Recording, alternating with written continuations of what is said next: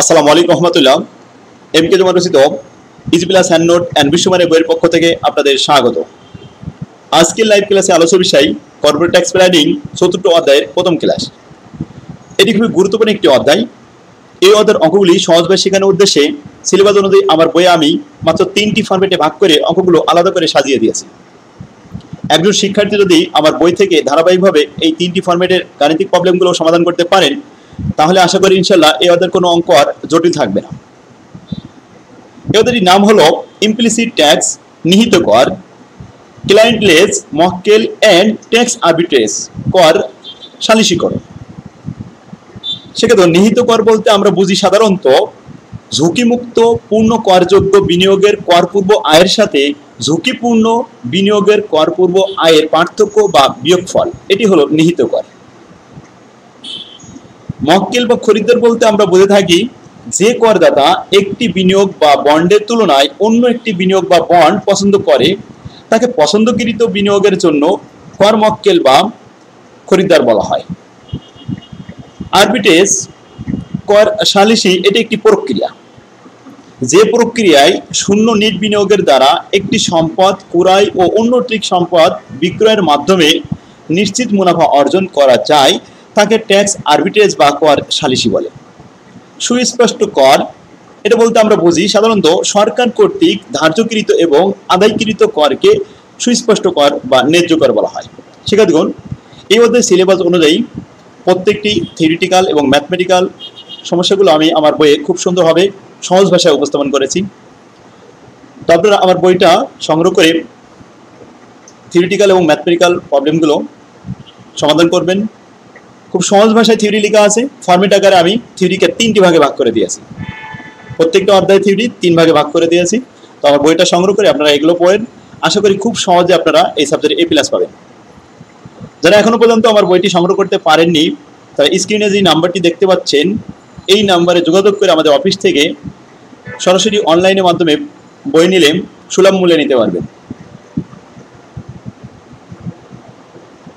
সেক্ষেত্রে ফরম্যাট বলতে আমরা বুঝি সহজ পদ্ধতিতে অঙ্ক করার একটি অভিনব কৌশল, এটি হলো ফরম্যাট। আমার আবিষ্কৃত এই ফরম্যাট অনুযায়ী থিওরিটিক্যাল এবং গাণিতিক প্রবলেমগুলো খুব সহজে মনে রাখা যায়।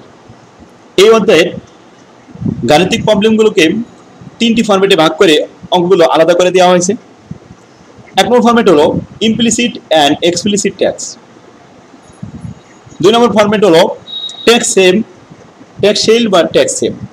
3 number format CAPM, capital asset pricing model. যেহেতু এই অধ্যায়ের অঙ্কগুলি সূত্রের মাধ্যমে করতে হবে, তাই প্রথমে আমরা ফরম্যাট অনুযায়ী সূত্রগুলো এক নজরে দেখে যাব। 1 নম্বর ফরম্যাটে আমাদের সূত্র মোট 7টি আছে। এটাকে আমরা প্রথমত 2 ভাগে ভাগ করেছি। ইগনোরিং রিস্ক ডিফারেন্স, এখানে 2টা সূত্র আছে, এক্সপ্লিসিট ট্যাক্স রেট আর ইমপ্লিসিট ট্যাক্স রেট। আর অ্যাডজাস্টিং ফর রিস্ক ডিফারেন্স, এখানেও আমাদের 2টা এক্সপ্লিসিট এবং ইমপ্লিসিট ট্যাক্স। এক্সপ্লিসিট এবং ইমপ্লিসিট ট্যাক্স এই 2টা যোগ করলে ইগনোরিং রিস্ক ডিফারেন্স এবং অ্যাডজাস্টিং ফর রিস্ক ডিফারেন্স 2টার মান যোগফল সমান হবে। এটা আমরা দেখাবো প্রবলেমের সমাধান করে। প্রবলেমগুলো যখন সমাধান করব তখন এই নিয়ে আলোচনা করা হবে। এবং 5 নম্বর সূত্র হলো রিস্ক অ্যাডজাস্টেড আফটার ট্যাক্স রিটার্নের সূত্র। 6 নম্বর হলো required after tax risk premium. 7 নম্বর ফ্র্যাকশন ইনকাম, পার্টলি ট্যাক্সেবল। সেখানে পার্টলি বললে আমরা এখানে বুঝি যে পার্টলি অর্থাৎ আংশিক, তাহলে ফুললি, পার্টলি আর টোটালি এক্সাম্পটেড, এই 3 ধরনের অ্যাসেট নিয়ে আমাদের এখানে আলোচনা আছে 1 নম্বর ফরম্যাটে। তো আসুন আজকে আমরা 1 নম্বর ফরম্যাটের এই সূত্রগুলো এক নজরে একটু দেখে আসি। 2 নম্বর ফরম্যাট, যখন আমরা 2 নম্বর ফরম্যাট করব তখন এখানে 5টা সূত্র আছে, এই 5টা সূত্র নিয়ে আমরা আলোচনা করব। আর 3 নম্বর ফরম্যাট অঙ্ক করার সময় আমরা এই 4টা সূত্র নিয়ে আলোচনা করব CAPM এর। এখন আসুন আমাদের বইয়ের format number 1, implicit and explicit tax rate. এখানে আমাদের সর্বোচ্চ 9টি রিকোয়ারমেন্ট হবে।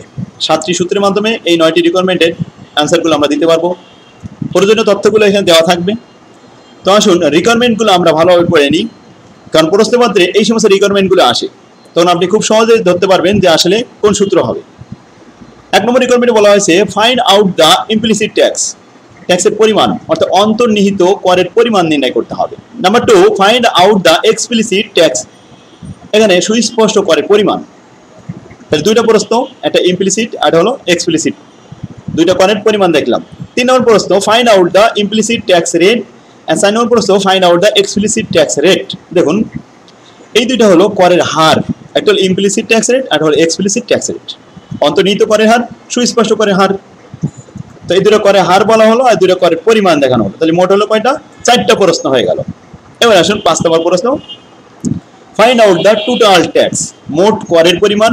Find out the total tax rate, মোট করের হারের পরিমাণ।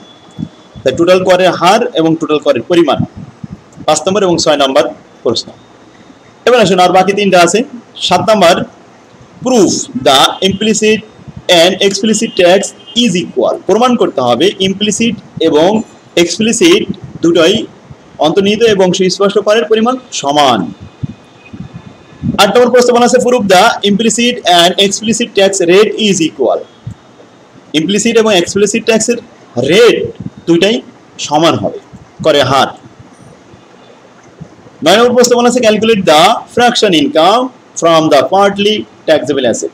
সেক্ষেত্রে দেখুন পার্টলি ট্যাক্সেবল অ্যাসেট বলতে আংশিক ট্যাক্সেবল আর আংশিক ট্যাক্স মুক্ত, অর্থাৎ এখানে আংশিক হবে করযোগ্য আর আংশিক হবে করমুক্ত। তবে যেহেতু এখানে পার্টলি ট্যাক্সেবল বলা হচ্ছে, তো অ্যাসেটকে আমরা সাধারণত 3টি ভাগে দেখব, 3টি ভাগে ভাগ করা হয়, ফুললি ট্যাক্সেবল, পার্টলি ট্যাক্সেবল এবং ফুললি এক্সাম্পটেড। এই 3টা অ্যাসেট নিয়ে আমাদের এই অধ্যায়ের আলোচনা, এই ফরম্যাটে আলোচনা। তো আসুন আমরা এখানে এক নজরে একটু দেখে আসি। রিকোয়ারমেন্টগুলো এই ছকের মধ্যে সূত্র দিয়ে বোঝানো হয়েছে, এটা দেখলে আপনার উপরে আর কিছু দেখা লাগবে না, এইগুলো সূত্র আয়ত্ত করার জন্য খুবই সহজ হবে। দেখুন প্রথম বলা আছে ফুললি ট্যাক্সেবল বন্ড, এটাকে বি দ্বারা প্রকাশ করা হয়, আর পার্টলি হলে পি দ্বারা প্রকাশ করা হয়, তাহলে আর পি আর বি। আর ফুললি এক্সাম্পটেড, এক্সাম্পটেড বলে এখানে আর ই বোঝানো হয়েছে, ইতে এক্সাম্পটেড। কাল্পনিক আমরা এখানে মান দেখাইছি বোঝানোর জন্য, যেমন ফুললি ট্যাক্সেবল বন্ডের ইনকাম 10%, পার্টলিতে 8% আর ফুললি এক্সাম্পটেড 7% ধরা হয়েছে, এগুলো কাল্পনিক মান। এখন আসুন প্রথমে আমরা প্রি ট্যাক্স রিটার্ন তো দেখলাম, প্রসেস দেওয়া থাকবে এগুলো, আর বের করতে হবে ইমপ্লিসিট ট্যাক্স, অন্তর্নিহিত কর। কিভাবে বের করতে হবে? তাহলে প্রথমে ফুললি ট্যাক্সেবল পূর্ণ করযোগ্য বন্ড থেকে মাইনাস করতে হবে। তো আমরা প্রথমটা আরবি বলে আরবি মাইনাস করলাম, দ্বিতীয়টা আরপি মাইনাস করবো, তৃতীয়টা আর ই মাইনাস করবো। এবার আসুন ফুললি ট্যাক্সেবল বন্ডের সংকেত হলো আরবি, আরবি থেকে আরবি মাইনাস করলে অর্থাৎ 10 থেকে 10 বাদ দিলে 0 হবে। আচ্ছা আরপি, তাহলে আরবি থেকে আরপি মাইনাস করতে হবে, অর্থাৎ 10 থেকে 8 মাইনাস করলে 2 থাকবে। এবার আসুন আরবি থেকে যদি আমি আর ই মাইনাস করি, আর ই মান ছিল 7%, তাহলে 10% থেকে 7% মাইনাস করলে কত পার্সেন্ট থাকবে? 3% থাকবে। এটাই ছিল আমাদের অন্তর্নিহিত কর। তাহলে 3টা আছে, ফুললি ট্যাক্সেবল, পার্টলি ট্যাক্সেবল আর ফুললি এক্সাম্পটেড, 3টারই আমরা অন্তর্নিহিত কর বের করে ফেলেছি। এবার অন্তর্নিহিত করের হার নির্ণয় করব। তাহলে অন্তর্নিহিত করের উপরে থাকবে আর নিচে আর বি দ্বারা ভাগ করতে হবে। তো সবাইকে আরবি দ্বারা ভাগ করা হয়েছে, দেখুন নিচের অংশে সব আরবি আছে না, এই আরবি মানে কিন্তু ফুললি ট্যাক্সেবল, কত? 10%। তাহলে আমরা মানটা বসিয়ে পাই, প্রথমে আরবি মাইনাস আরবি অর্থাৎ এখানে 0, 0কে আমরা 10 দ্বারা ভাগ করে 10 দ্বারা গুণ 100 দ্বারা গুণ করলে 0%ই হয়। আচ্ছা এবার আসুন আরবি মাইনাস আরবি এর ফলাফল আসছিল 2%, 2%কে 10% দ্বারা ভাগ করে 100 দ্বারা গুণ করলে 20% হয়। লাস্টেরটা আরবি মাইনাস আর ই 3%, 3%কে 10 দ্বারা ভাগ করে 100 দ্বারা গুণ করলে 30% আসবে। তাহলে কি হলো? এটা হলো ইমপ্লিসিট ট্যাক্স রেট, অন্তর্নিহিত করের হার নির্ণয় করলাম। এবার আসুন সুস্পষ্ট কর। সুস্পষ্ট কর ফুললি ট্যাক্সেবল যে 10%, সেখান থেকে মাইনাস করতে হবে ফুললি এক্সাম্পটেড। তো এক্সাম্পটেড আছে আমাদের 7%। এই 7% আমরা সংক্ষেপে এটাকে আর টু দি পাওয়ার স্টার দিয়ে রাখতে পারি, ছোট করে একটা আর টু দি পাওয়ার স্টার চিহ্ন, যেটা আমরা এখানে দিয়েছি, যে আর টু দি পাওয়ার স্টার চিহ্ন। তো এখানে আমাদের কত ছিল? ফুললি এক্সাম্পটেড 7%। তো প্রথমে আরবি ছিল 10%, 10 থেকে 7 বাদ দিয়ে 3% হয়। তারপরে ছিল 8%, 8 থেকে 7 বাদ দিলে 1% থাকে। তারপরে ছিল 7%, 7% থেকে 7% বাদ দিলে 0% থাকে। সেক্ষেত্রে দেখুন এইটা হলো আমাদের সুস্পষ্ট কর। এবার সুস্পষ্ট করের হার নির্ণয় করব। এটাকে আমরা ভাগ করব আরবি দ্বারা, সবাইকে আরবি দ্বারা ভাগ করব। দেখুন নিচেই সব আরবি আছে কিনা। হ্যাঁ, শুধু মনে রাখার জন্য একটু টেকনিক করবেন, তাহলে হার নির্ণয় করার সময় সবাই আরবি দ্বারা ভাগ করবেন। তো আমরা সেটা এখানে লিখে দিয়েছি, ইমপ্লিসিট ট্যাক্সকে আরবি দ্বারা ভাগ করিলাম। অর্থাৎ এখানে আমাদের প্রথম 3% যেটা, এই 3%কে ভাগ করলাম 10% দিয়ে। আচ্ছা, এখানে 1% ছিল, 1%কে আমরা ভাগ করলাম 10% দিয়ে। আর এটা ছিল 0, 0কে ভাগ করলাম 10 দিয়ে। তো আমি আবারও সূত্রটা বলি, 3%কে 10 দ্বারা ভাগ করে 100 দ্বারা গুণ করলে 30%। আচ্ছা, এখানে 1কে 10 দ্বারা ভাগ করে 100 দ্বারা গুণ করলে 10%। লাস্টেরটা 0, 0কে 10 দ্বারা ভাগ করে 100 দ্বারা গুণ করলে 0%ই হয়। তাহলে সুস্পষ্ট করের হার 3টা পেয়ে গেলাম, ফুললি ট্যাক্সেবল, পার্টলি ট্যাক্সেবল এবং ফুললি এক্সাম্পটেড। ক্লিয়ার? সূত্র আমাদের শেখা হয়ে আছে, সাথে সাথে আমরা মানটা ক্লিয়ার করতেছি, নাহলে আমাদের সূত্র বোঝাতে কষ্ট হইতো, এই জন্য এভাবে দেখালাম। ঠিক আছে, দেখুন এবার আসুন টোটাল ট্যাক্স।